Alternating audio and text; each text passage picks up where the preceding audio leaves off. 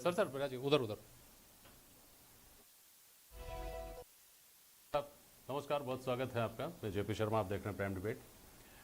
महात्मा गांधी को दुनिया से गए 7 दशक से ज़्यादा हुए, लेकिन गांधीवाद अजर अमर प्रतीत होता है। गांधी ने लोगों तक अपनी बात पहुंचाने का और लोगों की बात सत्ता तक पहुंचाने का जो प्रयोग किया था, जो नुस्खे काम में लिए, वो अपने आप में अनूठे थे। इन नुस्खों ने हिंदुस्तान को उस ब्रिटिश राज से मुक्ति दिला दी जिसका सूरज कभी अस्त नहीं होता था। लेकिन सोचने वाली बात यह भी है कि क्या अब गांधी का दिया वो आंदोलन नाम का हथियार उतना कारगर है जितना 7 दशक पहले था? इसका जवाब नहीं और हाँ दोनों में है। देश में स्थानीय मुद्दों के अलावा ज़्यादातर आंदोलन बेरोजगारी, महंगाई जैसे मुद्दों पर हुए हैं जिनमें आंदोलन करने वाले बदलते हैं, आंदोलन वहीं खड़ा रहता है। सत्ता में जाते ही सत्ताधारी दल को सरकार की सीमाएं और व्यवस्थाएं दिखने लगती हैं और सत्ता गंवाने वाले दल की याददाश्त लौटती है। उसे वो ही पुराने मुद्दे फिर याद आ जाते हैं। उस मायने में आंदोलन की प्रासंगिकता पर सवाल उठ सकते हैं, लेकिन कई सफल आंदोलनों ने इस परंपरा को भी जिंदा रखा है और इसमें लोगों के विश्वास को भी। आज इस पर चर्चा करेंगे प्राइम डिबेट में इन सवालों के जरिए कि आंदोलन का गांधी पैटर्न आज कितना कारगर है।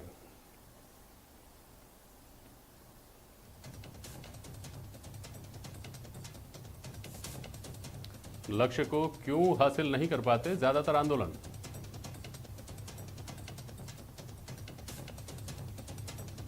और क्या आंदोलन के जरिए कुर्सी की चाहत इन आंदोलनों की विफलता का कारण है?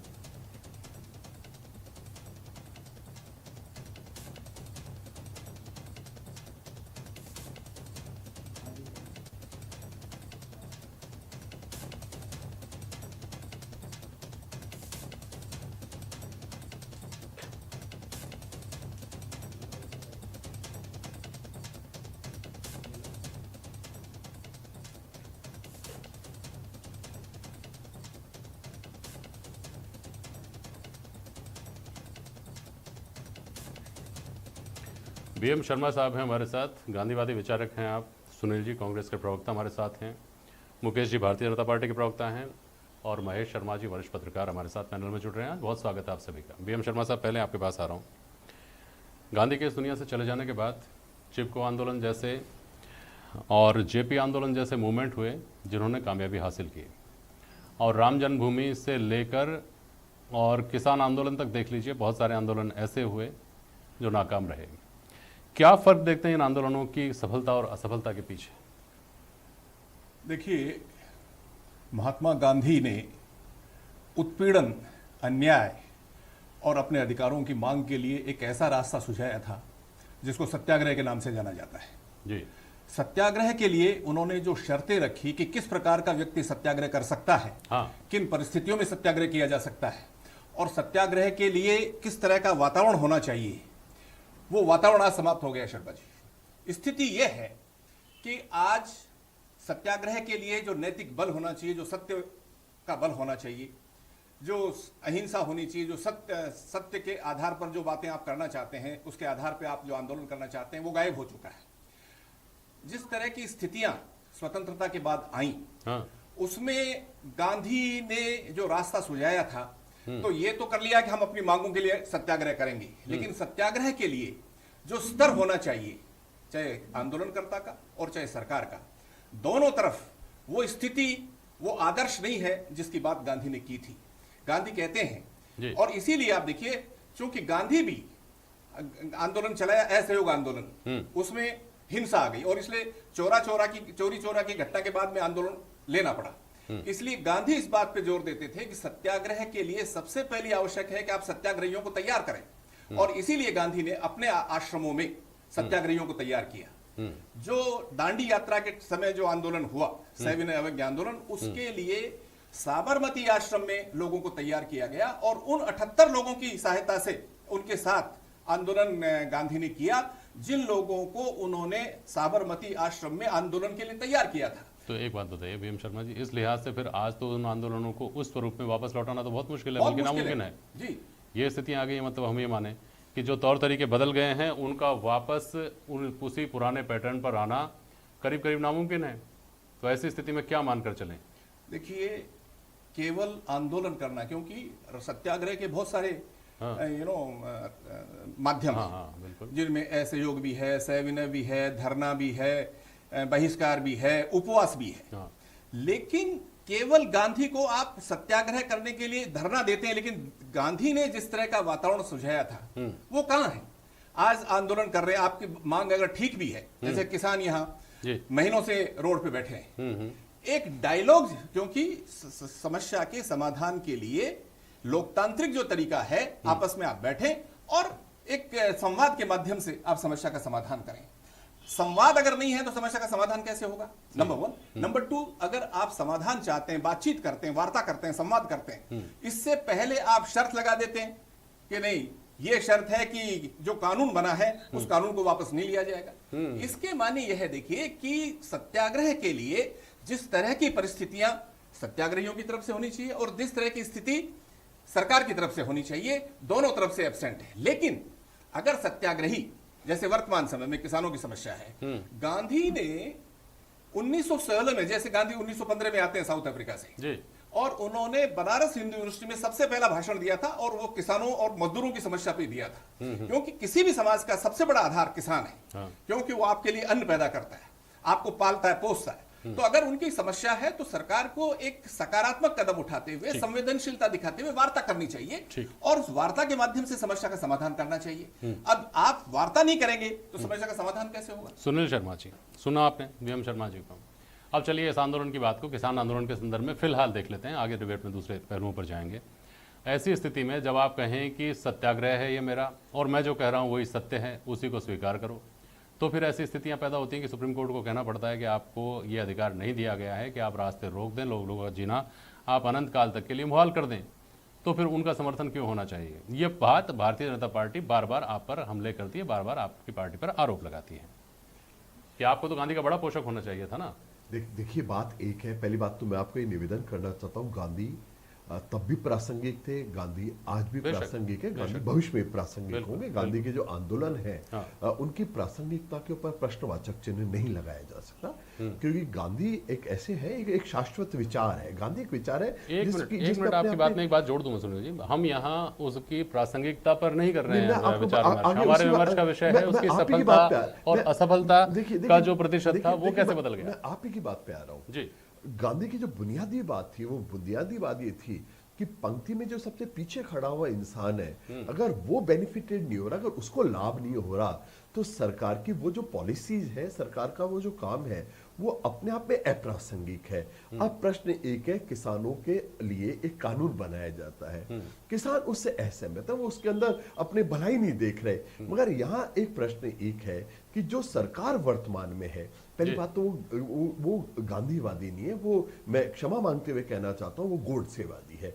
तो जो जिनके गांधी के विचार के अंदर आस्था नहीं हो, अनास्था हो, जो गांधी के लिए एक एंटीपैथी रखते हो, जो गांधी के फिजिकल एक्सटिंक्शन के लिए जो लोग रिस्पॉन्सिबल हो, आज दुर्भाग्य से सरकार उनके पास है। और जब सरकार के स्कैनर के ऊपर केवल पूंजीपति लोग हों, केवल अरबपति लोग हों, खरबपति लोग हों, तो वो बेचारा किसान जो वहां पे बैठा हुआ है वो उनके निगाह में आएगा नहीं, उनकी दृष्टि में नहीं आ रहा। ये अपने आप में एक दुर्भाग्य की बात है। अगर अंतहीनता आ गई है आंदोलन की, तो उसके लिए जितने किसान रिस्पॉन्सिबल है, उससे ज्यादा कहीं सरकार है। सरकार को उनसे संवाद करना चाहिए था, उनसे बात करनी चाहिए थी। और बातों से पहले अगर आप ये शर्त रख देंगे, देखिए अगर उन शर्तों की बात की जाए तो फिर तो गांधी का कोई भी आंदोलन अंग्रेजों के जमाने में प्रासंगिक नहीं हो सकता था। मगर प्रश्न एक है कि अंग्रेजों के दौर के अंदर गांधी इरविन से समझौता कर सकते थे, मगर आज किसान अपने ही देश के अंदर बेगाने हो गए। आज किसान उस सरकार से लड़ रहे हैं जो सरकार उनको सुनना नहीं चाहती, जो सरकार उनसे बातचीत नहीं करना चाहती।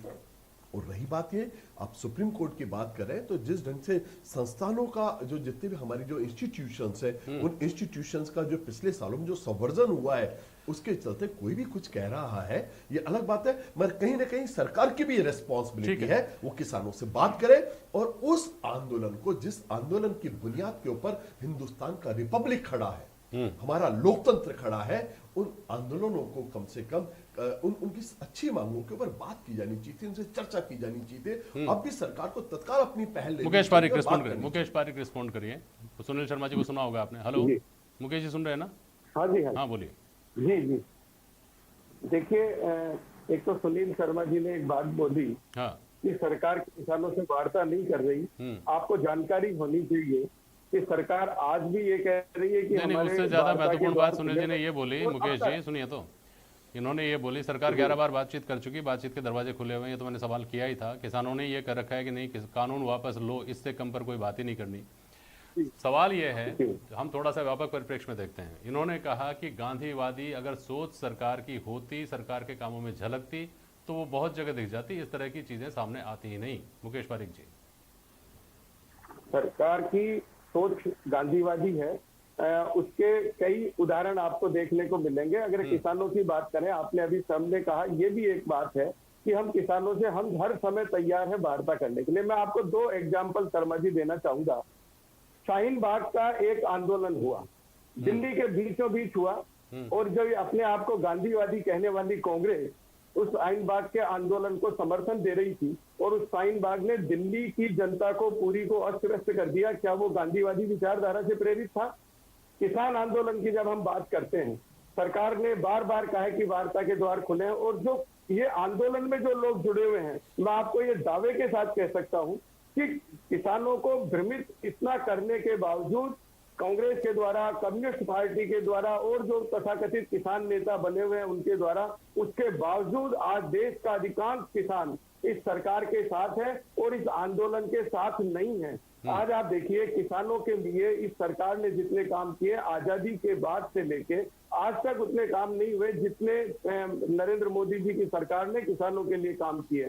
चाहे आज एमएसपी की दरों की बात हम करें, चाहे यूरिया के लिए किसानों को डंडे खाने पड़ते थे, बात नीम सिर्फ कोटेड किसानों की नहीं यूरिया है बना मुकेश जी। के बात यह कालाबाजारी है, रोकी हम गई। आज आज आंदोलनों किसानों की को प्रासंगिकता, यूरिया सफलता असफलता की बात करें मुकेश जी, और आपकी पार्टी की तरफ से आधिकारिक तौर पर यह कहा गया कि कुछ लोग हैं ही आंदोलनजीवी, आंदोलन करेंगे ही, हम क्या करें, क्यों सुने उनकी, यही भाव निकलता है ना इसका।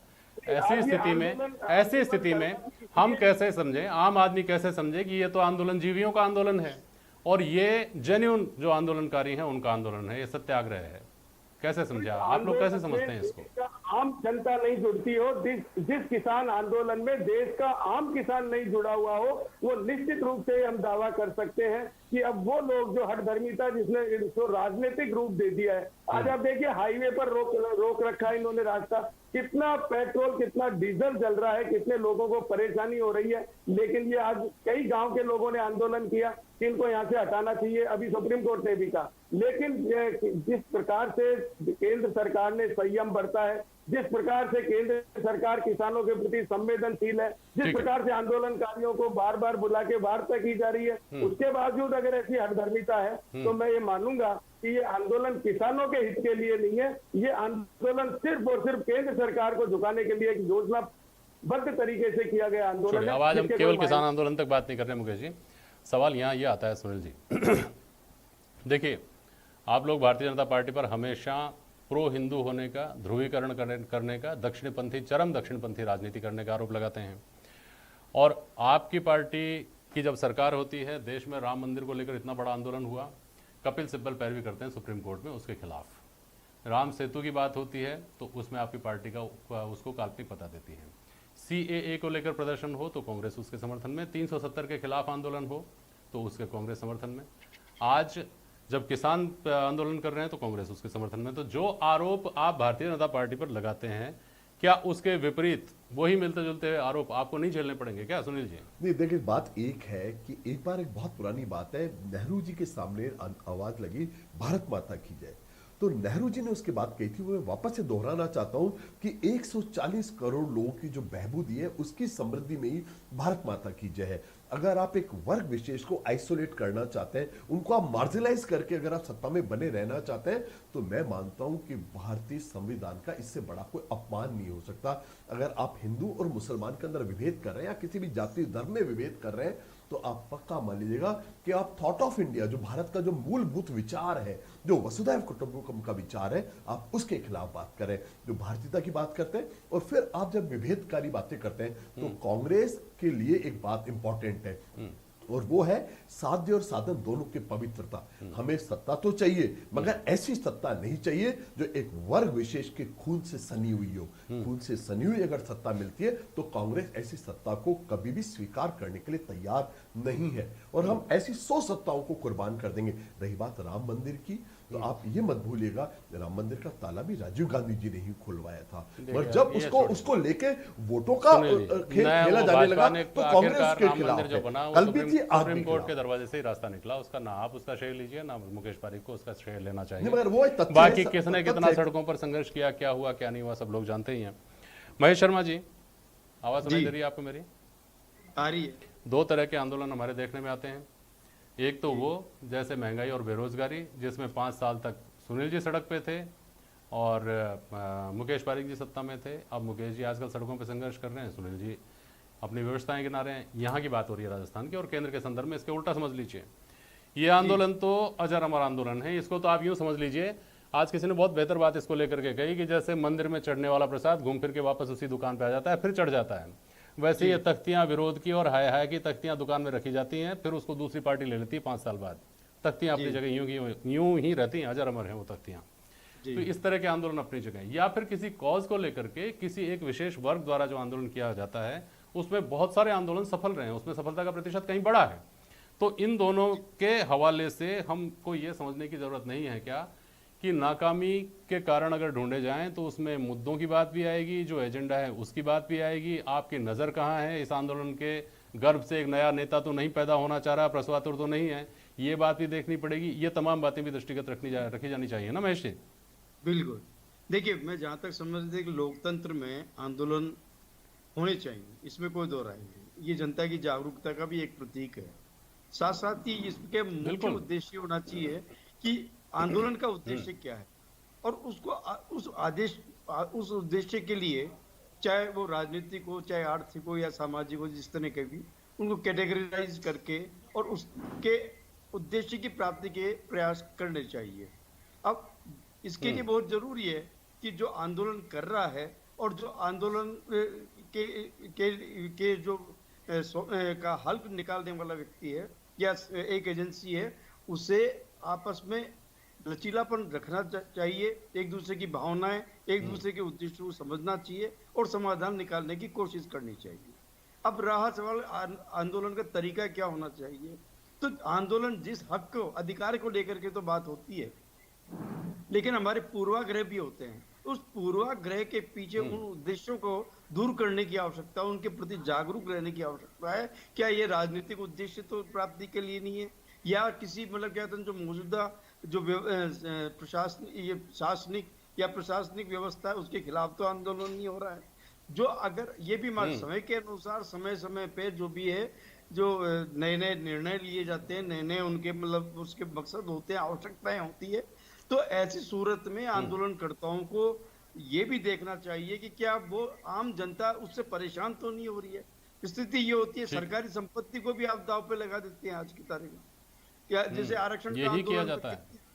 जी हाँ, ये जो आप एक सरकारी संपत्ति को नुकसान भी पहुंचाते हैं, और जो कार्य जो सरकार का या मतलब और आज जैसे जनता का काम है, जनता के काम में मतलब क्या होता है, बाधा भी उपस्थित करते हैं। जब चीजें, जब तक आंदोलन सही और उसको समर्थन तभी मिलता है जब वो जनता को साथ ले। ये नहीं कि जनता के जो उसको मतलब क्या कहते हैं उसके सामने समस्याएं पैदा करें। जनता की सुविधा की, जनता की रोजमर्रा की जो जिंदगी है उसकी कीमत पर प्रशासन का या सरकार का ध्यान खींचने के चलन की प्रधानता है आजकल आंदोलन में। सही कह रहे हैं आप। बीएम शर्मा जी, आप कुछ कहना चाह रहे हैं, उसके साथ साथ मुझे ये भी बताइएगा, आपने आंदोलनों के तौर तरीके सत्याग्रही तैयार करने की आपने बात की थी, आज तो टूल किट तैयार होते हैं, टॉप ट्रेंड में किसी चीज़ को कैसे लाया जाए ये तैयार होता है। अभी 7 जो दशक हुए हैं उसी में इतनी सारी चीज़ें बदल गई हैं। आने वाले वक्त में तो तकनीकों से ही आंदोलन होंगे मुझे लगता है, और तकनीकों से ही सत्याग्रह होंगे। तो ये हमारे सामने एक बहुत बड़ी चुनौती नहीं है क्या, जो आप पवित्रता की बात आप कर रहे थे उसको कायम रखने के लिए? देखिए शर्मा जी, एक तो सबसे महत्वपूर्ण बात, मैं चूंकि बातचीत किसान आंदोलन पे चल रही थी, तो एक तो ये निवेदन है मेरा जी कि किसान के हित के लिए कानून बना। अब जो किसान जिसके हित के लिए कानून हो, कहते हैं हमको कानून की जरूरत ही नहीं, क्योंकि इस कानून में बदलाव जरूर। कानून बनाते समय जिस वर्ग के लिए आप कानून बनाना चाहते हैं उसको तो कंसल्ट कीजिए। वो वर्ग कह रहा है हमको इस प्रकार के कानून चाहिए नहीं, तो ये क्या हठधर्मिता नहीं है? इसलिए गांधी जो आंदोलन का रास्ता सुझाता है, वो आंदोलन का रास्ता इस तरह की स्थिति में सुझाता है कि जिस वर्ग के लिए आपने कोई काम किया है, वो वर्ग ही नहीं चाहता। मुकेश पारिक कह रहे हैं कि केवल हरियाणा और पंजाब के किसानों को आप पूरे देश के किसान मानेंगे देखिए, क्या? ये बार बार आपकी PM जो शर्मा बात है किसानों पर आ रही है, क्या पूरे देश के किसान के लिए को कानून आप बना रहे उसके हैं। बाद अंग्रेजों का हरियाणा और लगातार यही पंजाब कहना था कि हम के सब किसानों को भारत को सब भी बनाना चाहते हैं, तो वो ठीक था क्या? ठीक है, अब जरा उस पर आइए बीएम नहीं, शर्मा जी, जो लेकिन- मैंने आपसे सवाल किया। लेकिन अंग्रेजों को जो उनकी एक डेमोक्रेटिक स्पिरिट थी, वो जो आंदोलन चलता था उस आंदोलन को अगर उनको कन्विंस किया जाता था तो उसको मानते थे। आज तो भारत की सरकार है, भारत की सरकार के सामने जिन मुद्दों को रखा जा रहा है उन मुद्दों को सुनने के तैयार नहीं है। किसान कहते हैं कि हमको इस तरह का कानून नहीं चाहिए। तो आप जब जो जिस वर्ग के लिए कानून बना रहे हैं उस वर्ग को कानून चाहिए, तो आपकी क्यों इतनी हठधर्मिता है कि आप उस कानून को बना के ही रहें? आप उसमें उनके साथ बैठाकर किस तरह से और समस्या का समाधान हो सकता है इस पर विचार करना चाहिए। तो दोनों वर्गों इसलिए वो को कानून बैठकर, बनेगा। जैसा मैंने निवेदन किया कि दोनों वर्गों को बैठकर संवाद के माध्यम से, आपसी बातचीत के माध्यम से समस्या का समाधान करना चाहिए। बहुत शुक्रिया सर, आपका भी बहुत शुक्रिया, आप सभी का बहुत बहुत शुक्रिया आज प्राइम डिबेट में शामिल होने के लिए। आज के लिए इतना ही, नमस्कार।